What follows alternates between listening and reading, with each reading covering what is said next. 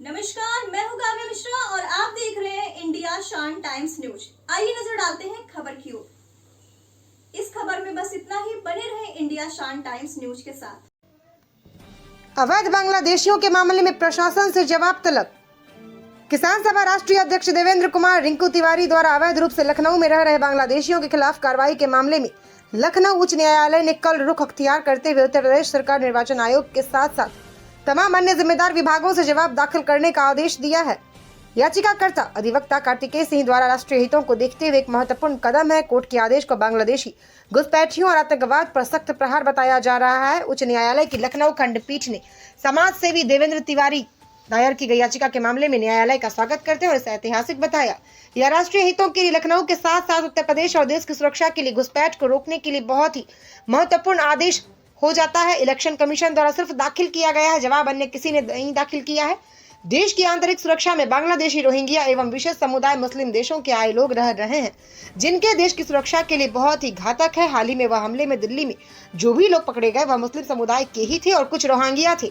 माननीय उच्च न्यायालय में दया जनहित याचिका देवेंद्र तिवारी द्वारा इसके विद्वान अधिवक्ता कार्तिकेय सिंह जी द्वारा की गई थी, जिसमें पूरे देश में इस समय फिर जांच की जा रही है और सस्पेंड भी है। इसीलिए आज देवेंद्र तिवारी ने कहा जल्द ही सभी सरकारें और सभी एजेंसियां इस पर जल्द कार्रवाई करें, जिससे देश की सुरक्षा और प्रदेश की सुरक्षा ठीक से हो सके, उन्हें भी ठीक से सुरक्षा सुविधा उपलब्ध हो सके, जिससे वह सपोर्ट पर जाकर लोगों को चिन्हित कर सके और संबंधित लोगों को सूचित कर सके।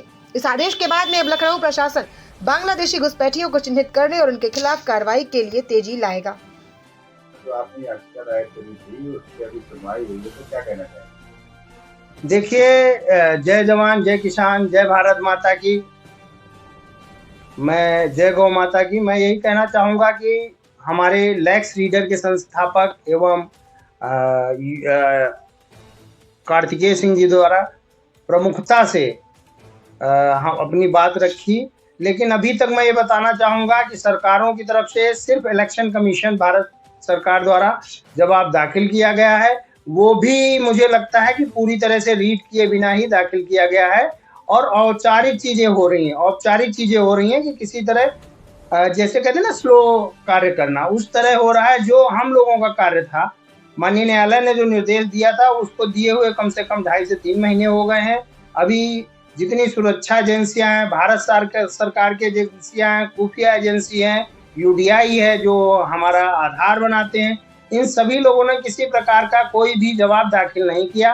हमारे विद्वान अधिवक्ता कार्तिकेय सिंह जी ने जब इस चीज को लेकर कोर्ट में तक कहा तो कोर्ट ने काफी नाराजगी जाहिर की अन्य सभी लोगों के ऊपर, भारत सरकार एवं उत्तर प्रदेश सहित सभी सरकारों को, कि जल्द से जल्द इन रोहिंग्या के नाम पे बांग्लादेशियों, पाकिस्तानियों को, रिफ्यूजियों को जो बाहर से आए हुए हैं, शरणार्थी यहाँ पर जो अनलीगल तरीके से रह रहे हैं, उन्हें जल्द से जल्द निकाला जाए। ये देश के आर्थिक एवं देश के लिए बहुत बड़ी चिंता का विषय है कि आए दिन देश में कहीं ना कहीं ब्लास्ट हो रहे हैं, कुछ हो रहा है, जहां पर एक विशेष समुदाय के लोग ही पकड़े जा रहे हैं।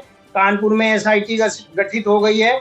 हमारी याचिका के अनुसार अन्य कई जिलों में याचिकाएं गठित हुई हैं। रायबरेली में लाखों की शुमार में बांग्लादेशी रह रहे हैं। लखनऊ नगर निगम सहित अन्य सभी संस्थानों में जहाँ पे संविदा कर्मी है लाखों की तादाद में काम कर रहे हैं, उन सभी को जल्द से जल्द बाहर किया जाए, यही मेरी मांग है। लैक्स रीडर के विद्वान अधिवक्ता जी का भी यही कहना है कि जल्द से जल्द माननीय न्यायालय के आदेश का पूरी तरह से पालन करे भारत सरकार एवं अन्य सभी सरकारें। उत्तर प्रदेश सरकार से भी मेरा यही निवेदन है कि जल्द से जल्द तेजी के साथ इन रोहिंग्या और बांग्लादेशियों को यहाँ से बाहर किया जाए, जिससे हमारा प्रदेश एवं देश सुरक्षित रह सके। देखा जा रहा हाँ, इसको बिल्कुल एकदम स्पष्ट कहना चाहता हूँ कि हाल में ही जो ब्लास्ट हुआ इतना बड़ा, जिसमें हमारे तमाम भाई बहनों ने अपनी जान गंवाई दिल्ली में, और यूपी जैसी जगह पर जहाँ पे मुख्यमंत्री योगी आदित्यनाथ जी हैं, वहाँ पर सैकड़ों टन की तादाद में इतना गोला बारूद मिलना एक चिंता का विषय है। और उसमें रोहिंग्या और बांग्लादेशियों का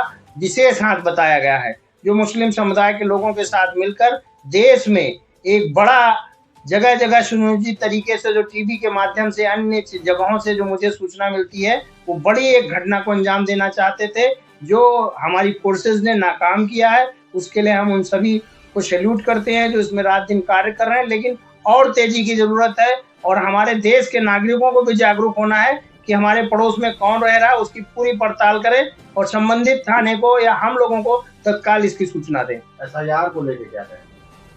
ये बहुत अच्छा है, लेकिन अभी ये ढुलमुल रवैया चल रहा है। ये सिर्फ नेताओं की ट्रेंडिंग में चल रहा है कि हम लोग खड़े होकर पर्चा दिखाते भर दिया गया, लेकिन इसको जमीनी स्तर पे टीमें लगा के अलग अलग से एक तरफ से चिन्हित करवा के किया जाना चाहिए, ना कि एक आदमी पास गए और फोटो खींची और डाल दी। अभी जो मुझे लग रहा है ये सेम यही हो रहा है, और मैं माननीय न्यायालय में ये रखूंगा कि एक तरफ से एक वार्ड से शुरू हो और पूरे देश में लागू हो, और जो भी अवैध तरीके से रह रहा उनको तत्काल बाहर किया जाए।